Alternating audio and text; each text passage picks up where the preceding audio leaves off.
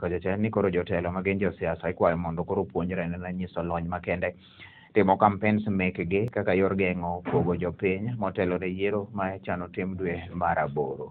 Mano wach moler kanyo kod Women Rep ma Homa Bay Gladys Wange mabende kono nolimo kar chung od bura ma Kabondo Kasipul e wards go mago mako jwach kaachiel to kod kakelo kokwanyo osidho dongruok mopogore opogore. Wanga nolero ni koro Kenya wuok mabor ahinya bende koro ok nyal dok chien.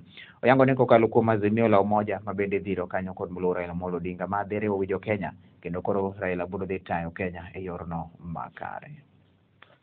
Those leaders who have become desperate because more and more they are seeing that the possibility of them ascending to power is coming to zero. We want to urge them not to use divisive language among Kenyans. Kenya has a history. Kenya has come from far. Our leaders must watch what they say. So what Linturi said cannot be said to have been Linturi's words. We know who the owner of the dog is.